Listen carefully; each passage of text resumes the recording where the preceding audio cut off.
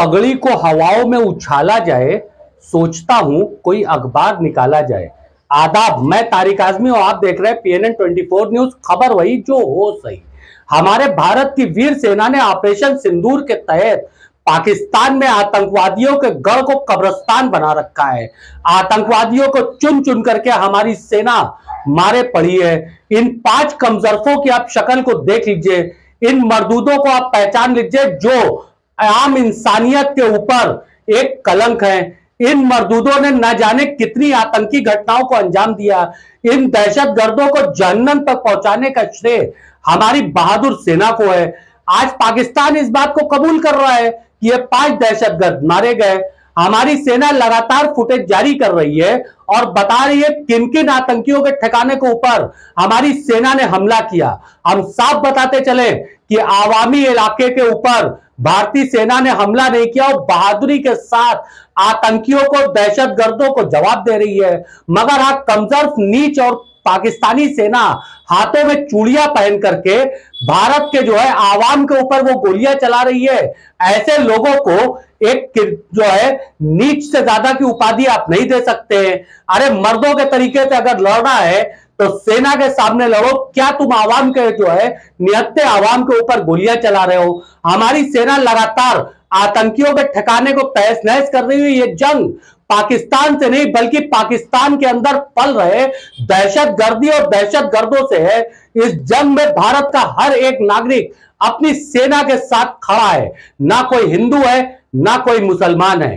गोदी मीडिया भले से अपने टीआरपी को बढ़ाने के लिए कुछ भी दिखाती रहे, मगर सेना लगातार अपने बयान में इस चीज को साफ करती जा रही है और सारे साक्ष्य देती जा रही है किन किन आतंकी ठिकानों पे उसने हमला किया और आतंकवादियों को जहन्नम तक पहुंचाने के लिए पूरा प्लेन उपलब्ध करा दिया कि खास तौर से जहन्नम तक वो पहुंच जाए। और वही पाकिस्तान की आवाम जो है, पाकिस्तान की आवाम क्या कहेंगे साहब, पाकिस्तान के जो नीच टाइप के वहां के सियासतदान हैं वो इन आतंकवादियों को श्रद्धांजलि अर्पित कर रहे हैं।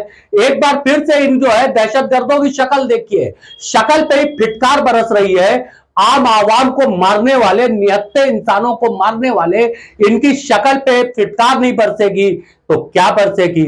जिन्ना के 2 नेशन प्लान को मुंह पे खकार के थूकने वाले हमारे दादा परदादाओं ने जिन्ना को पिछवाड़े पे लात मारा था और हम भारत के मुसलमान बाई चांस इंडियन नहीं, बाई चॉइस इंडियन है। जिन्ना के मुंह के ऊपर खकार के उसके 2 नेशन प्लान को थूक दिया था और जिन्ना अपना मुंह लटका करके चला गया।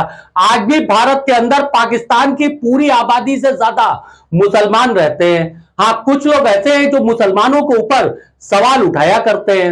एक साहब को ऐसे ही देखा, हमारे नहीं समझ में आता है कि कौन से ऐसे संपादक है जो ऐसा असाइनमेंट देते हैं और कौन से ऐसे रिपोर्टर्स हैं जो ऐसे असाइनमेंट को एक्सेप्ट करते हैं। एक मुस्लिम पत्रकार को यह कहा जाता है कि मुसलमान क्या कहते हैं इस जंग के ऊपर, यह बताइए।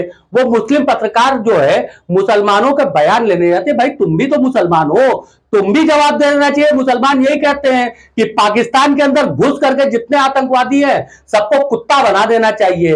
अब वो जा करके जो बयान लेती है, तो एक हमारे याकूब चचा है, रहते तो चिकियाने में बनारस के, मगर हो सकता है कि ख्वाबों की महफिल सजाए रहते हो।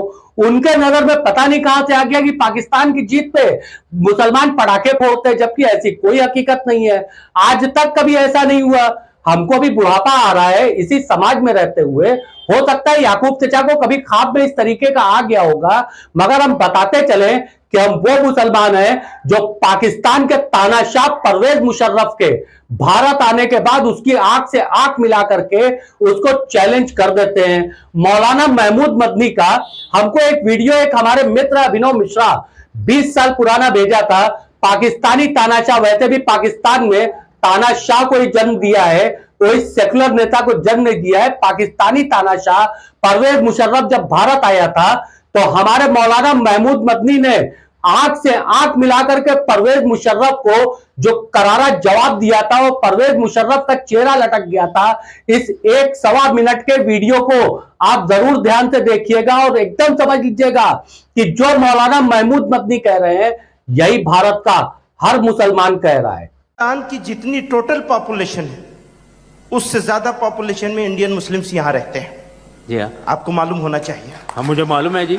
जब आपको ये मालूम है तो इंडियन मुस्लिम्स अपनी प्रॉब्लम्स को सोल्व करने की और सोल्व करवाने की ताकत रखता है। आपकी नसीहत की जरूरत नहीं। एक तीसरी और आखिरी बात आपसे कहना चाहता हूं, आपने इतने साल पाकिस्तान पर राज किया है और आप ये मान रहे हैं कि हाँ दोनों तरफ से हो रहा है। दोनों तरफ से हो ना हो पर एक तरफ से तो हो रहा है, ये तो पक्का हो गया आपके इस मान लेने से। आप सब काम करिए।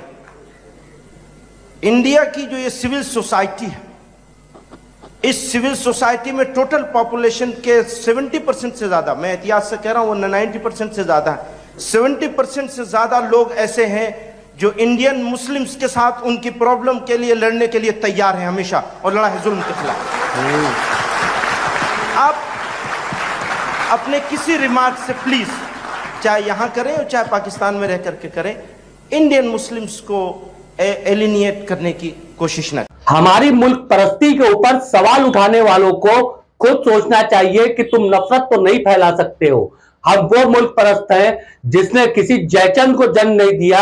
हाँ, मौलाना मोहम्मद अली बाकिर को जरूर जन्म दिया, जिन्होंने 1857 की क्रांति के लिए खुद की नहीं पूरे कुनबे की कुर्बानी दे दिया, और अंग्रेजों ने जब उनको तोप के मुंह पे जो है बांध करके उनके पूरे खानदान को उड़ाया था, उनके खून से दिल्ली का लाल दरवाजा आज भी लाल है। आज भी भारत का मुसलमान अपने मुल्क के लिए अपने लहू की आखिरी बूंद तक सींचने को तैयार है। अगर आपको हमारा वीडियो पसंद आता है तो हमारे वीडियो को लाइक करिए, शेयर करिए, अपने नजरिए को कमेंट बॉक्स में रखिए। हमको आर्थिक दबाव से मुक्त रखने के लिए आप हमारे चैनल को सब्सक्राइब करिए, ज्वाइन बटन दबाना ना भूलिए। मैं तारिक आजमी, अल्लाह हाफिज।